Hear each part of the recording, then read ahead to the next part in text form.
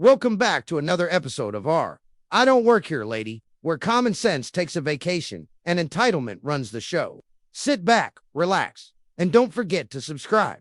Now let's start with the first story. While on holiday in the US, my English family wanted to see all the historical sites, which apparently included Walmart. I wore a navy shirt and khaki shorts, not realizing it looked like the uniform. While browsing the video games, a Karen started yelling at me. "You're so rude. Didn't your mother teach you how to behave?" I said, "Sorry, I'm actually," she interrupted, shoved a shopping list into my gut, making me drop the game I was holding, and said, "I don't care. Go get what's on the list for my son." I told her, "I don't work here. And even if I did, I wouldn't fetch things for someone as rude and entitled as you." She wasn't done. "You're going to scamper off and get this list, or I'll report you." That's when I decided enough was enough. I took her paper, held it behind me, and let out the biggest, wettest fart imaginable. Then I dropped the paper on the floor. The look on her face, priceless. She bent down to pick it up as I walked away. Update 1. I spoke to my grandparents and told them everything. They said I could stay with them. I tried again with my dad. I told him how I felt and what I heard. I didn't want to record it. I knew he'd be mad. He didn't believe me. Again, he thought I was jealous of having to share him. I told him I was leaving so he could live happily ever after without the burden of having me around. He looked shocked but said nothing. I'd already packed my bags. My grandfather picked me up. I haven't heard from my dad. My grandparents told me they'd handle him, that I shouldn't have to do it. I'm sad he hasn't even called to check on me, but I feel better being here. My grandmother is the sweetest person ever. My grandfather is rough around the edges, but he's a softie. I'm okay. Update 2. My dad came to visit with his girlfriend. He said, "We've decided it's best you stay here." He said, "I can clean out my room, and we should take a break from each other." His girlfriend added, "I'll take care of your dad for you." So yeah, I guess I have a new home now. I've been feeling pretty bad about one of the comments, that maybe I remind him of my mom. He got rid of everything related to her. I was the last piece, and now I'm gone too. I think he wants to start over, and I wasn't part of that plan. I wish my mom were still here. Asterisk second story. Asterisk for several years. I worked for a local railroad on the East Coast, specifically in the industrial rail section. My job included delivering loads of lumber and materials to big box stores via a rail siding that ran up behind the buildings. My uniform: battered jeans, steel-toed boots, a long-sleeve shirt, a bright reflective vest with the railroad's name on it, and a belt pack controller strapped across my chest. One day, a rusty coupling pin was giving me a hard time. I needed a heavy sledgehammer to loosen it, so I walked into the big orange hardware store to get one. That's when it started. As I'm reaching for a hammer, a woman pokes me in the shoulder and says, "Where are the wrenches?" I reply, "I don't know. Probably the next aisle." She says, "Aren't you going to show me?"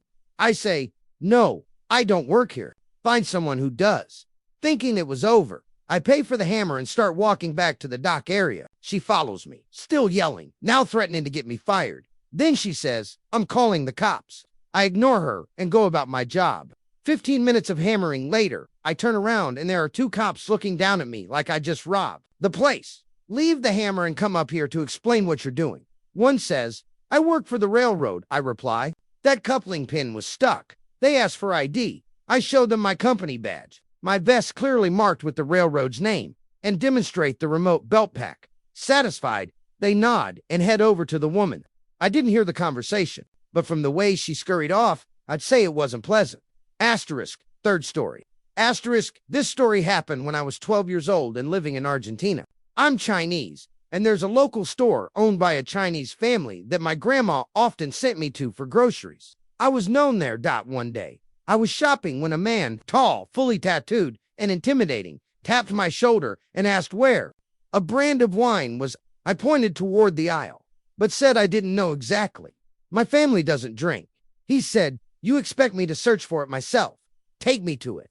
I told him I didn't work there. He yelled, "Oh, so your daddy owns the store and you think you don't have to work?" I shouted, "I don't work here." That's when he smacked me in the face. I tripped and fell, crying on the floor. The store owner and his son rushed over. The owner shouted in Cantonese, but the man snarled, "I don't understand Korean, idiot," and punched the owner. That's when it got serious. The son ran to the back, grabbed his brother, and both came out swinging with big pieces of wood. The man got the beatdown of his life. Police were called. They reviewed the cameras, arrested him, and discovered he was drunk, high, and had both a shotgun and a pistol in his trunk. Turns out they'd been looking for him for multiple robberies. The store gave me my groceries for free, plus candy, and the owner's wife walked me home. From then on, they always shadowed minors in the store for safety. Fourth story. I work at a regional fast food chain, and after my shift, I usually go grocery shopping. One night I stopped by the store near the restaurant I don't work at, wearing my typical work uniform, a polo, black slacks, and a baseball cap, plus Bluetooth earbuds that hang around my neck. As I'm reaching for bread, a woman taps my shoulder and asks where the goldfish crackers are. I point to the chip aisle. A moment later, she clears her throat and says, "I thought you were going to show me." Okay, rude, but fine. I bring my cart and show her the crackers. Then I say I need to go. She snaps. "You can't talk to customers like that." I realize now she thinks I work here. I say, "Oh, I don't work here. I work at the fast food place down the street." Sorry for the confusion. She glares at me. "I know, but you're in uniform. That means you have to help me." She knows I don't work here. She just doesn't care. I explain. "I'm off the clock. This isn't my job. I have my own life." She stomps her foot and yells, "If you're in uniform, you represent the company." I shrugged and walked toward checkout. She follows me, shouting that I should be fired and banned from working around people. An hour later, my manager calls, laughing. He says, "Did you get into an argument with someone at the grocery store?" Turns out Karen had gone to the other location of our chain, thinking I worked there, and complained. She even showed a photo she took of me. Problem was, the manager knew me. He told her I didn't work there, and when she insisted he was covering for me, he told her to leave. Now it's a running joke at work. Don't sass any Karens in public or you'll get fired. By a stranger. Fifth story. At the time of this incident, I was 14 years old and a member of the Army Cadets in the UK. We had just finished a grueling weekend field camp. 48 hours of mock attacks, camp setting, ambushes, and a 9-mile hike. I had slept maybe 3 hours out of 72 and was fueled by caffeine to the point where I could hear my eyeballs moving. We stopped at a service station on the way home for food and toilet breaks. I was in full cadet uniform, camouflage, rank slides, polished boots, and a beret. I stood in front of the McDonald's menu, completely brain dead, trying to calculate if I had enough money for what I wanted. That's when I felt a hand wrench me around. Karen was standing there, furious. She screamed, "I want 2 Big Mac meals with chocolate shakes and a chicken nugget Happy Meal with milk." I blinked at her and said, "Oh, what?" thinking maybe I was just blocking her view of the board.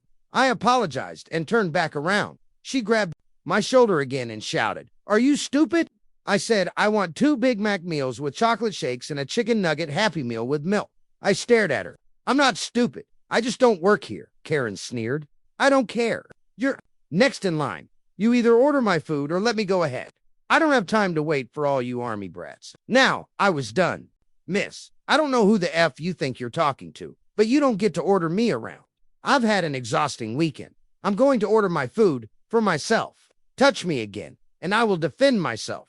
At that point, Wendy, the most senior cadet and the most aggressive person I knew, walked over. "Ope, what's going on here?" she asked. "This woman grabbed me and tried to get me to order for her," I explained. Wendy turned to Karen. "Ma'am, I'm going to ask you to step away from my cadets." Karen started screaming about disrespect, and Wendy shouted right back about respecting cadets. It escalated quickly until our staff sergeant showed up. He yelled ENOUGH so loudly it vibrated through the floor. "Sergeant Wendy, go order your food." Now he then turned to Karen. "As for you, I suggest you wait elsewhere until we're gone. Do not harass my cadets." "Got it," Karen stammered. "But Bud Pie saw everything," he said flatly. "Leave," and she did. Staff Sergeant and Wendy checked on me. Then let me go eat in peace. Asterisk, asterisk, asterisk. Sixth story. Asterisk. Here's some background. My boyfriend is 28 and I'm 25. We've been together 5 years and have lived together for 3. Our relationship was great. Truly, we have a joint account we both contribute to monthly for shared expenses like rent, groceries, etc. Everything else is split now. My boyfriend is 6'3", about 200 pounds, and works out daily. He also eats a lot to keep up his caloric intake, which is fine, except for this one issue. We buy snacks, and he always eats my half before I can even get to it. Normal food and ingredients he's fine with, but if it's easily accessible, I'll never get any. We argue. He apologizes. Rinse and repeat. It's the only bad thing he's done. Like seriously, in all other aspects, he's respectful and considerate. But with snacks, all bets are off. Last week, I lost it. He finished an expensive cheese we had bought, one I'd been looking forward to. It was gone within an hour. I lost my lid. I didn't speak to him for a day and ended up ordering a fridge, LOCKBOX. After our next snack run. I divided everything in half and locked my portion away. From his reaction, you'd think I was kicking puppies. He said I was being disrespectful and controlling. How dare you keep food that I paid for from me? I reminded him that my money went into it too. He screamed that he didn't give a damn, then left, slamming the door so hard it knocked a picture off the wall. He didn't come back until the next day, just to change for work, and then left again. He came home late and went straight to the guest room. 4 days of this. I finally broke and asked him to talk. He said he had nothing to say unless I got rid of the lockbox. I'm honestly appalled at his reaction. I started wondering if he was on drugs or having a breakdown. This was the most irrational I'd ever seen him. He ignored me, only to randomly ask if I'd gotten rid of the lockbox, which I haven't and I won't. We're supposed to renew our lease next week. I'm considering cutting my losses and leaving. 7th and last story. This happened a while back. I was a third-year apprentice chef, and I was heading to a job interview. They told me to arrive in my chef uniform, since the interview was also an audition. I had to cook a dish they requested. Afterward, they said, "We'll call you." Still in my chef uniform and hungry, I decided to stay and eat. While waiting for my food, I noticed a table of women watching me. They didn't say anything at first, so I just kept eating. That's when one of them, a full-blown Karen, walked up holding a steak on a plate. She looked at me and said, "I ordered a well-done steak. Does this look well done to you? It's red." Thinking she genuinely wanted an opinion, I said, "No, it looks meat. You should probably send it back so they can cook it more." Karen snapped. "Damn right I should. Nobody can do anything right." Then she slammed a plate in front of me. Food went flying. Luckily, none landed on my plate. Instead of apologizing, she pointed at me and said, "Instead of enjoying your food, maybe you should cook it the way you're paying customers asked." I stared at her and said, "What? You think I work here?" "Sorry, love.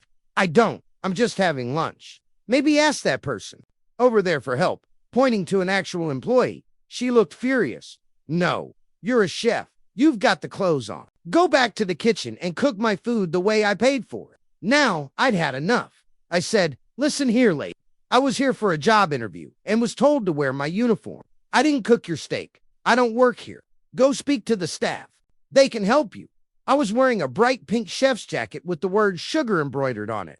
The name of the cafe I worked at. Pink buttons, pink and white checkered chef pants. This place, a high-end restaurant. Black jackets, gray checkered pants. The head chef wore all white as I snapped at her. The head chef came over and asked what was going on. She immediately started pointing fingers. "Your young staff member here is refusing to recook my steak." The chef smiled at both of us and said, "That's probably because she doesn't work here. But please bring your plate and tell me what's wrong." Karen looked stunned. "She doesn't work here."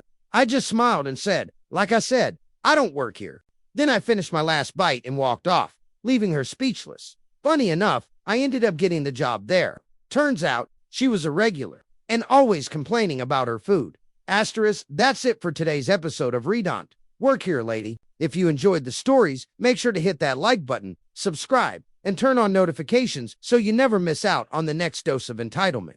Got a wild story of your own? Drop it in the comments below. Thanks for watching, and I'll see you in the next one.